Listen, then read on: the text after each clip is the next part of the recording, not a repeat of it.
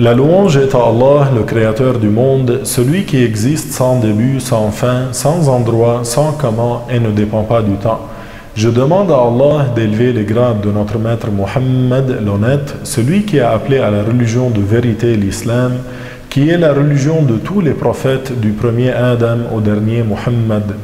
Chers frères et sœurs, la détermination du mois de Ramadan a lieu par l'observation à l'œil nu du croissant de lune après le coucher du soleil du 29e jour de Sha'ban, conformément à la tradition prophétique.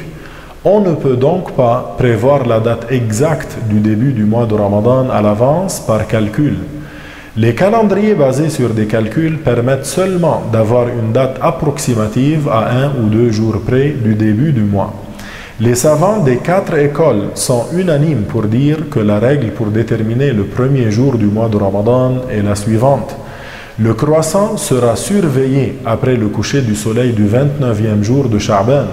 S'il est vu, le jour d'après sera le premier jour de Ramadan. S'il n'a pas été vu, le jour d'après sera alors le 30e jour de Sha'ban et le surlendemain sera donc le premier de Ramadan, car le mois lunaire compte au maximum 30 jours. Il faut se fier à cela et ne donner aucune importance aux prévisions des personnes qui se basent sur les calculs astronomiques pour déterminer le début et la fin du mois du jeûne. Ibn Abidin, un savant hanafite décédé en l'an 1252 de l'Hégire, a dit dans son commentaire du livre Ad-Dur, qui compte parmi les plus célèbres, on ne prend pas en considération à la parole de ceux qui se basent sur le calcul pour déterminer l'obligation de commencer le jeûne pour les gens. Puis il a dit, leur parole n'est pas prise en considération et ce à l'unanimité, et il n'est pas permis à l'astronome de jeûner en se basant sur ses propres calculs. Sachez, chers frères et sœurs, que si la vision du croissant a été confirmée selon les principes de l'école hanafite dans un pays quelconque, alors toute personne en ayant pris connaissance doit jeûner. Avant de s'endormir, il convient donc d'être sûr que le mois de Ramadan a commencé ou être sûr que le mois de Sha'ban sera complété à 30 jours, car celui qui se lève le matin du premier jour de Ramadan et qui trouve les gens en train de jeûner alors que lui n'en a pas formulé l'intention la veille, son jeûne n'est pas valable. Il importe donc de s'attacher à ce qui a été dit par le messager de Dieu et à ce qui a été dit par les jurisconsuls des 4 écoles dont la communauté est unanime à reconnaître le haut degré.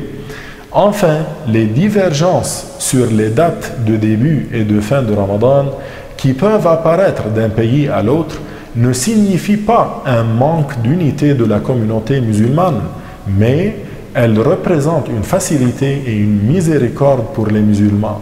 En effet, chaque musulman doit pouvoir s'assurer personnellement de la validité de ses actes rituels. La prière et le jeûne sont prescrits à un moment donné dans la journée ou de l'année. Chacun doit pouvoir s'assurer par lui-même qu'il est temps de s'acquitter de son obligation. Ainsi, pour les prières, on observe les étoiles, le soleil et les ombres, et pour Ramadan, on observe le croissant de lune. La communauté musulmane est bien unie lorsqu'elle applique les méthodes enseignées par son prophète sallallahu alayhi wa sallam. Et les savants de l'islam reconnaissent les bienfaits de cette divergence. Enfin, je vous souhaite le bien dans le mois béni de Ramadan et à la prochaine.